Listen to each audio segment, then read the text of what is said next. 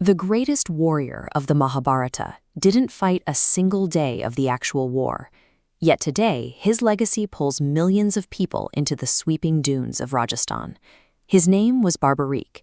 He carried 3 arrows that could end the entire Kurukshetra conflict, but he made a vow to always fight for the losing side. That promise earned him a title that still echoes today, Hare Ka Sahara, the support of the defeated. To prevent Barbarik from constantly switching sides and prolonging the bloodshed indefinitely, Krishna asked for the ultimate sacrifice. Without hesitation, Barbarik offered his own head. Fast forward to the Kali Yuga era. According to local lore, that same divine head appeared here, in the small town of Khatu, and is worshipped today as Shyam Baba. This ancient act of surrender serves as the emotional engine for the modern pilgrimage, fueling the intense devotion found at the heart of Khatu Dham. Khatu Dham is no longer a quiet, isolated desert shrine. It has grown into a massive complex, managing hundreds of thousands of devotees every single day. If you are planning your first trip, you face a serious practical problem. You want a deeply personal, spiritual connection, but you have to find it inside a relentlessly chaotic, high-density logistical machine. This comparison highlights the gap. Barbarik's sacrifice was a solitary, quiet moment between 2 figures. Your visit will be heavily structured, regulated, and managed through miles of barricaded queues. To get the experience you want, you need a plan. We're going to break down a definitive, step-by-step protocol to optimize your first trip to Khatu Dham. Because if you don't map out the physical journey beforehand, the friction of the trip will consume your energy.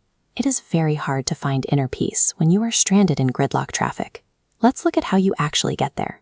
Most out-of-state travelers either fly into Jaipur or take a train directly into Reengus Junction. The primary challenge is bridging the 90 kilometers from Jaipur, or the 17-kilometer gap from Reengus. During festivals, NH52 becomes a trap. The artery grinds to a halt under the volume of buses and cars. The smartest workaround is bypassing the highway entirely. Take the train into Reengus and pre-arrange an auto rickshaw or taxi to cover those last 17 kilometers. As you get closer to Khatu, the open desert roads vanish. You hit the town periphery and the environment compresses into heavy congestion, with buses and local vehicles competing for space. Eventually, cars can't go any further.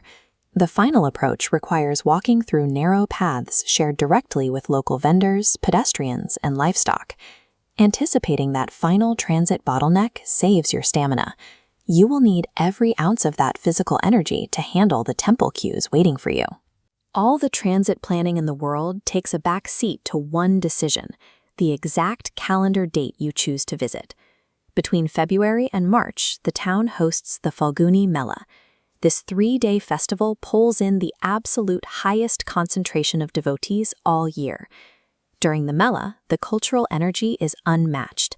The town erupts with grand carts, flying colors, and thousands of people singing nonstop, day and night. On this matrix, the Mela is the peak of crowd and spectacle.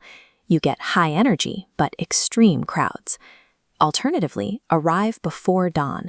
The trade-off drops to the lower left: low crowd, high peace, offering a moment for personal reflection.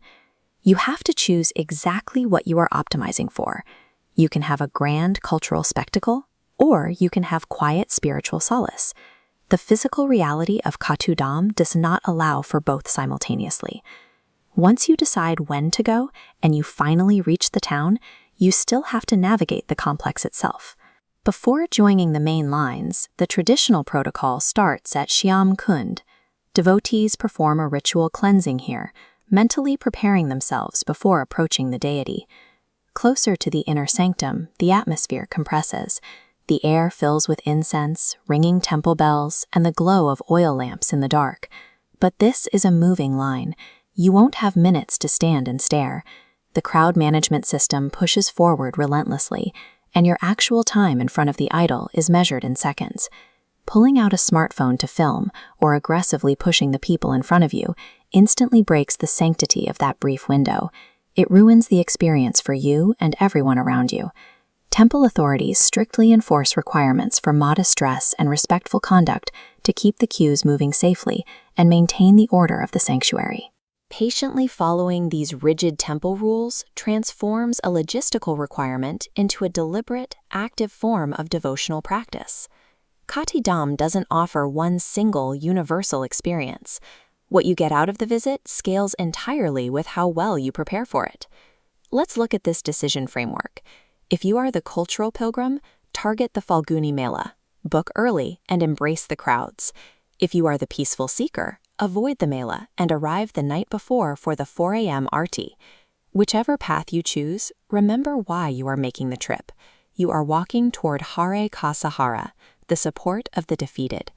The anxiety you feel about the traffic, the crowds, and the logistics is completely valid, but overcoming that modern physical friction is exactly how a pilgrimage tests your resilience today. If you've made this trip before, drop your own logistical advice in the comments below so first-timers know what to expect. And make sure to subscribe for more strategic guides. By ruthlessly managing the physical logistics of the journey, you remove the stress from your mind, and that creates the space you need to actually receive the blessing of Shyam Baba.